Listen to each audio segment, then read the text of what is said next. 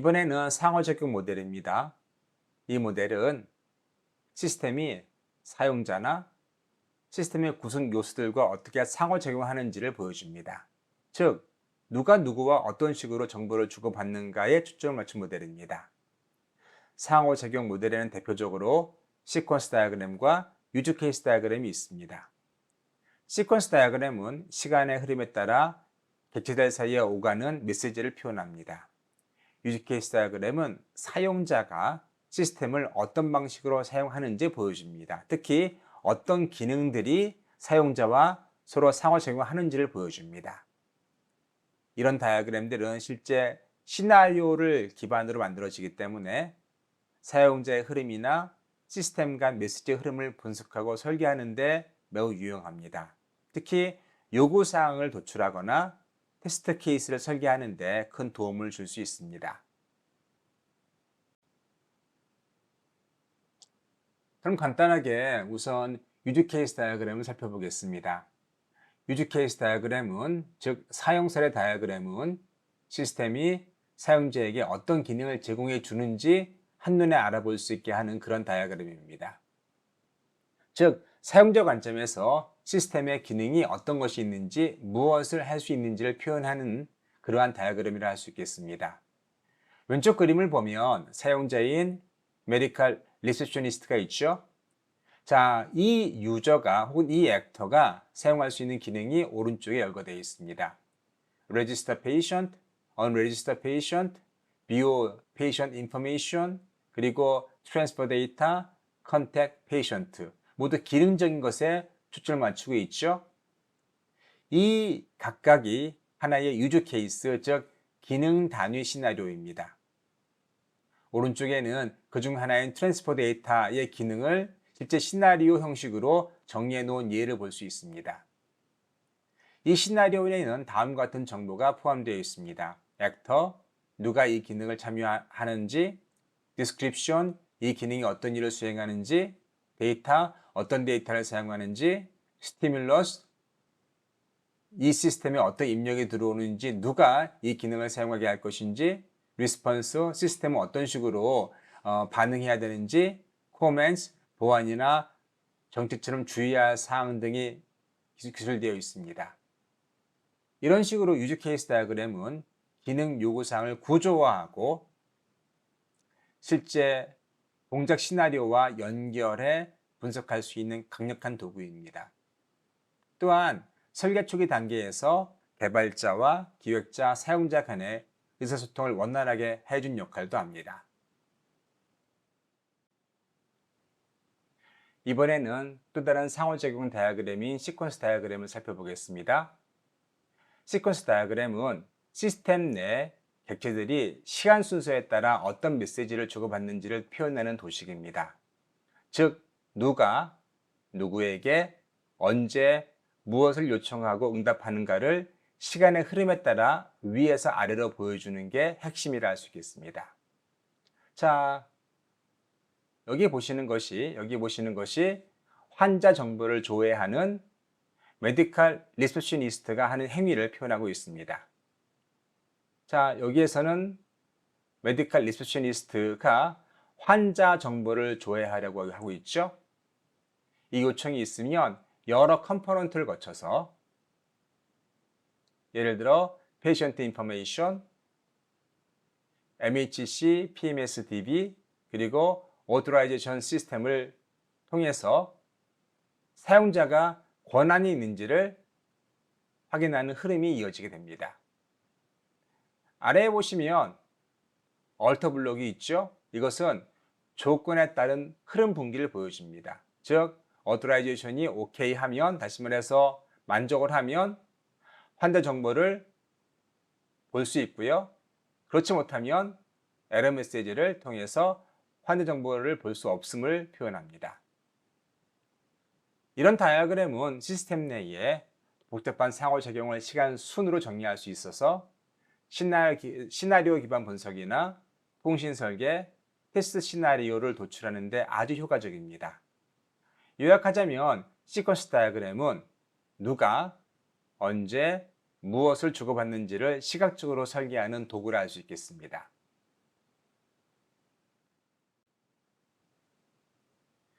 이번에는 Structural 모델, 즉 구조 모델을 살펴보겠습니다. 구조 모델은 시스템을 구성하는 부품 컴포넌트들이 무엇이고 그 부품들이 어떻게 연결되어 있는지를 구조적으로 보여주는 모델입니다. 가장 대표적인 모델로 클래스 다이어그램이 있죠. 즉 클래스 다이어그램은 시스템 내에서 어떤 클래스가 있는지, 그 클래스가 가지고 있는 속성, 기능, 메소드, 그리고 다른 클래스와의 관계를 시각적으로 보여줍니다. 쉽게 말하자면 구조 모델은 시스템의 구조적인 청사진과 같은 것입니다. 건물을 짓기 전에 설계도를 보듯이 시스템을 개발하기 전에 구조를 먼저 파악할 수 있게 도와주는 핵심적인 설계를 할 수 있겠습니다. 이런 모델은 주로 설계 초기 단계나 객체 지향 시스템을 설계할 때 많이 활용할 수 있습니다. 이제 구조 모델 중에서 가장 자주 쓰이는 클래스 다이어그램을 정리해 보겠습니다. 앞서 언급한 것처럼 클래스 다이어그램은 시스템의 구조를 시각적으로 보여주는 UML 다이어그램입니다. 쉽게 말하자면 어떤 클래스들이 있고 어떤 데이터를 그 클래스가 가지고 있으며 어떻게 연결되는지를 보여주는 그림이라 할 수 있겠습니다. 클래스 다이어그램은 크게 클래스, 즉 객체를 설계하기 위한 설계도, 속성, 클래스가 가지는 데이터, 이를테면 이름이나 나이가 될 수 있겠죠. 그 다음 메소드, 클래스가 수행할 수 있는 기능, 그리고 클래스 간의 관계, 예를 들어 A 클래스, B 클래스가 어떻게 상호작용하는지, 포함관계인지 상속관계인지 등을 나타냅니다. 이 다이어그램은 객체지향 언어, 특히 자바나 파이썬이나 C++ 등과 같은 그러한 랭귀지로 시스템을 개발할 때 코딩하기 전에 매우 유용한 도구입니다. 이 다이어그램을 통해서 시스템 구조를 명확히 정리할 수 있어서 실무에서도 매우 많이 사용됩니다. 다음과 같은 사용 사례가 있습니다. 즉 시스템 구조를 설계할 때, 그리고 클래스 간의 관계를 설정할 때, 그리고 소프트웨어를 문서화할 때, 그 다음에 객체지향 코드를 준비할 때 클래스 다이어그램을 많이 사용합니다. 한마디로 클래스 다이어그램은 구조 설계, 특히 OOP, 객체지향 프로그래밍에서 가장 많이 사용되고 있는 구조 설계의 핵심 도구라 할 수 있겠습니다. 자, 지금 보시는 그림이 클래스 다이어그램의 핵심 구성 요소를 잘 예시하고 있습니다. 먼저 왼쪽에는 하나의 클래스가 보이죠? 컨설테이션 클래스가 있습니다. 이 클래스는 여러 개의 속성을 가지고 있습니다. 이를테면 날짜, 시간, 의사, 처방 정보 등의 데이터를 가지고 있죠. 또 여러 개의 메소드, 즉 기능들을 가지고 있습니다. 이를테면 기록하기, 음성 받아쓰기와 같은 기능들을 수행할 수 있죠. 이렇게 하나의 클래스는 객체를 정의하는 설계도와 같습니다. 오른쪽을 보면 이제 그러한 클래스들이 어떻게 연결되어 있는가를 보실 수 있겠죠. 바로 연결 관점에서 클래스들을 보여주고 있습니다. 자, 페이션트는 여러 개의 컨디션과 진단 관계를 가질 수 있고요. 제너럴 프랙티셔너는 이 페이션트를 여러 번 도울 수 있는 것이죠. 제너럴 프랙티셔너로부터 여러 번 의뢰를 받고 다시 여러 번 컨설테이션을 할 수가 있습니다. 또 호스피털 닥터는 여러 번 진료를 진행할 수 있고요. 각각의 컨설테이션에는 여러 번의 메디케이션, 즉 투약과 트리트먼트, 진료, 처방을 받을 수 있습니다. 여기서 보시는 숫자들이 보이시죠? 이런 것들을 우리는 멀티플리서티, 즉 다중성이라 부릅니다. 자, 여기 있는 이런 숫자들, 요걸 가리키는 것입니다. 이와 같은 숫자는 예를 들어 한 명의 환자가 여러 번 진료를 받을 수 있습니다. 한 명의 환자가 여러 번 진료를 받을 수 있고요. 그리고 하나의 상담이 여러 번의 처방을 받을 수 있습니다.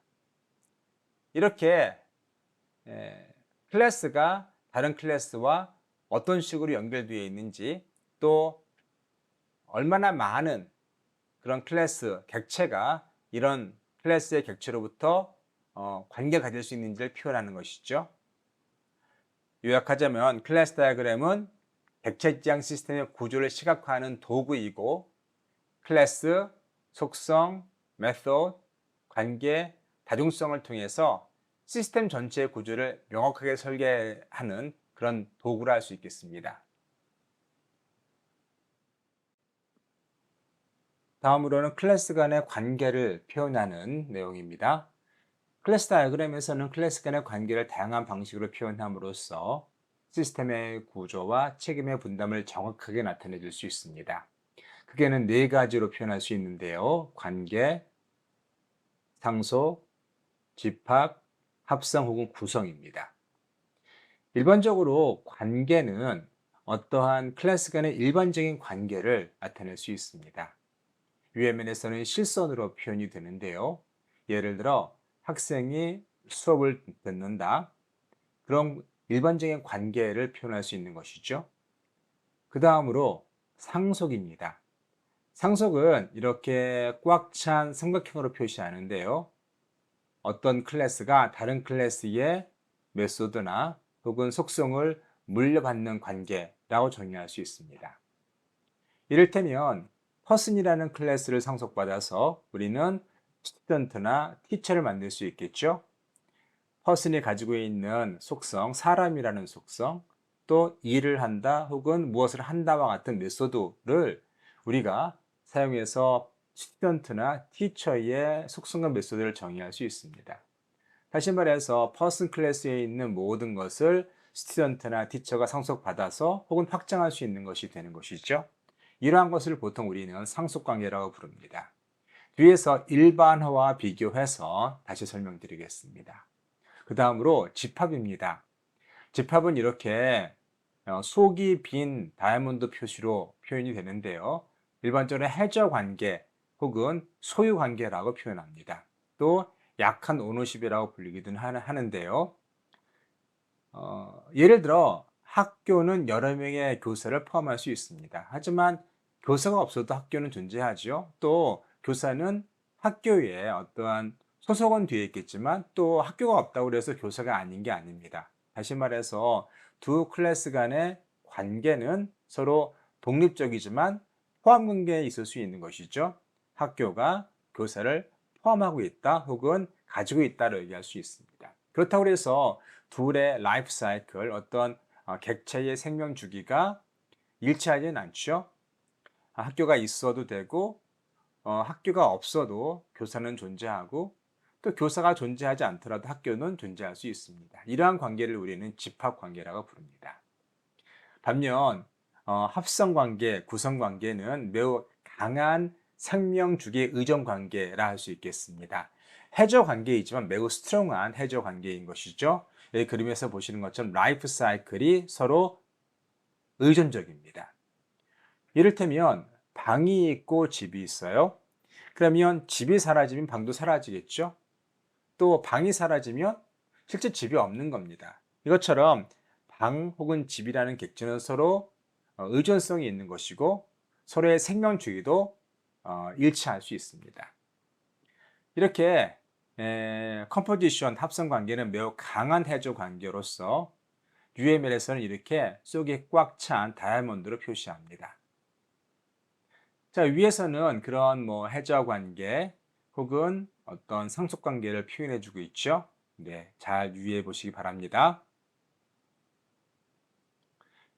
자, 이제 상속 관계를 일반화 관계와 비교해서 조금 더 알아보도록 합시다. 보시는 그림에서 닥터는 가장 최상위 클래스를 알 수 있겠습니다. 앞에서 설명드렸듯이 이렇게 속이 빈 삼각형을 표시를 해서 우리는 상속 관계를 얘기할 수 있고 혹은 일반화 관계도 얘기할 수 있습니다. 자, 닥터의 한 종류가 hospital doctor 혹은 general practitioner가 되는 거죠. 또 hospital 닥터의 종류로서 컨설턴트나 팀 닥터가 있을 수 있습니다. 닥터는 일반적으로 진료나 진단을 하죠. hospital 닥터나 아니면 general practitioner 모두 역시 진단이나 진료를 하고 있습니다. 다시 말해서 닥터의 모든 속성이나 혹은 메소드를 이하에 있는 모든 닥터들이 물려받는 것이죠. 그대로 사용할 수 있습니다. 상속이란 이처럼 하위 클래스가 상위 클래스의 속성과 메소드를 물려받는 것을 의미합니다. 단 필요에 따라 하위 클래스에서 그 기능을 재정의할 수 있는데 이것을 우리는 오버라이드라 부릅니다.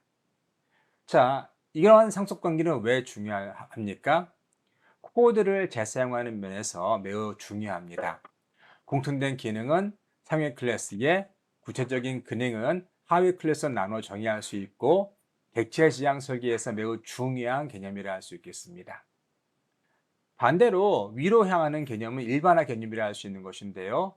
자, 닥터가 가장 일반적인 개념이고 아래로 내려갈수록 보다 상세화된 개념이 되는 것이죠. 그래서 인헤리턴스는 아래 방향으로, 그리고 제너럴라이제이션 일반화는 위 방향으로 생각하시면 되겠습니다. 그래서 위로 갈수록 일반화되는 관계이고요. 아래로 갈수록 상속 관계라 할 수 있겠습니다.